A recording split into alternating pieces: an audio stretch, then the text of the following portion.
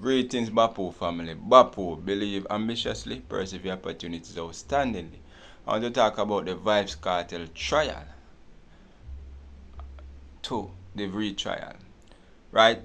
The Vibes Cartel, first of all, an accused is legally innocent until proven guilty in a court of law. Right? An accused's constitutional rights must be protected, and we should never allow our perception to trample on a person's constitutional rights. It's not about guilt or innocent. A person's constitutional rights must be protected under the law, within the confines of the law. So let us just go back. From the beginning on several platforms, I stated that the Vibes Cartel trial was a Simon Says trial, meaning that it lacks substance. It's like the skeleton. It lacks flesh. There's no flesh on the skeleton, so it lacks substance. Right? So when we are going to look at it within the confines of the law, look at the case within the confines of the law, because we are dealing a legal issue. It's a legal matter, so we have to look at it within the confines of the law rather than public opinion. It's not about what you think about Vibes Cartel, Adidja Palmer. It is the fact that he has a right to fair trial like any other Jamaican. He has a right to a fair trial.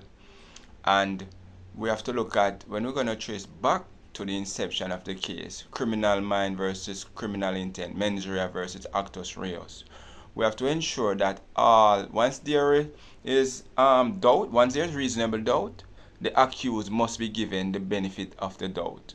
So we have to look in this case, fine-tuned. We have to really scrutinize, look through this case and see where there was error.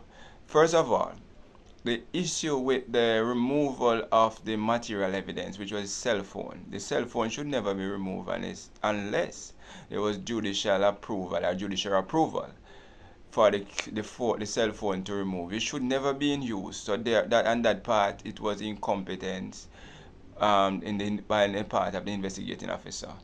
And all this incompetence add up and fall to the DPP office, and in my view, the DPP rather, the former DPP was set up, right? And she was set up by the investigating officer because the case was handled poorly, and she was trying to bring forth a conviction, and which she achieved, but at the end of the day, it was poorly handled. So I stated, in not to be disrespectful on several platforms, but just the truth, I saw it as a Simon Say trial. That means it lacks substance. So what we're gonna look at it now. Look at the case. First of all, we move away from we move to the Supreme Court. The Supreme Court, the appellants, Vibes Cartel and his co-accused, the appellants, appeal to the Supreme Court, the higher court, because a decision that wasn't satisfying that they received from the lower court. So the higher court, right? This decision was, I knew it would have reached to this point because at the beginning I stated that this case lacks substance.